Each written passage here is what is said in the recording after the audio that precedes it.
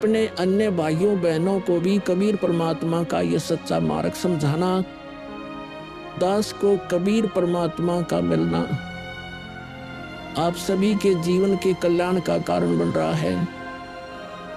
आपको अब उस दिन की घटना के बारे में बताता हूं। ये सत्य घटना उस दिव्य प्रसंग की है जो आज तक केवल एक रहस्य था। वो रहस्य सालों पश्चात अब आपके सामने प्रस्तुत होने जा रहा है।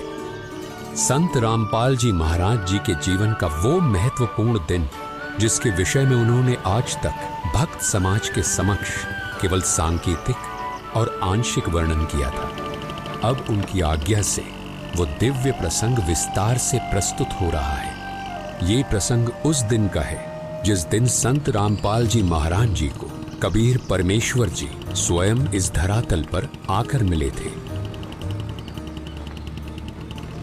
हे गुरुदेव राम देवानंद जी महाराज, ना जाने आपने इस दास में क्या देखा कि आपने इस दास को इतनी बड़ी जिम्मेदारी दे दी। अपने बाद मुझे गुरु पद पर बैठा दिया। ये दास अपनी आखिरी सांस तक आपके द्वारा दिया गया जगत कल्याण के मार्ग और मोक्ष के कार्यों को पूरा करने के लिए समर्पित रहेगा। परमात्मा का सत्य ज्ञान और सच्चा मंत्र हर घर तक पहुंचा के छोड़ूंगा, फिर चाहे कुछ भी बीते मेरे साथ। ये दास आजीवन परमात्मा के मार्ग में कार्यरत रहेगा। ये फाल्गुन शुक्ल पक्ष एकम विक्रमी संवत 2053 9 मार्च 1997 रविवार की बात है। संत रामपाल जी महाराज हरियाणा के झज्जर जिले के एक झाड़ली कस्बे में गरीबदास जी महाराज जी की वाणी का पाठ करने गए थे। वहां किसी कारणवश पाठ रद्द होने की वजह से वे वापस आ रहे थे।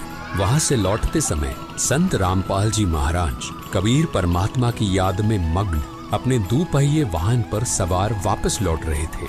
संत रामपाल जी महाराज स्कूटर को रास्ते में एक चाय की दुकान के पास रोक देते हैं। राम राम महाराज जी। राम राम भगत जी। महाराज जी चाय समोसा लगा दूं? हाँ भगत जी लगा दीजिए।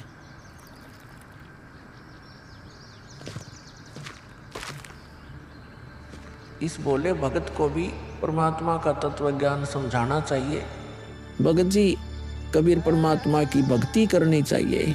मनुष्य जीवन हमें सिर्फ इसीलिए मिलता है। मानुष जन्म दुर्लभ है ये नलन बोरे, जैसे तरवर से पत्ता टूट गिरे वो बोर न लगता।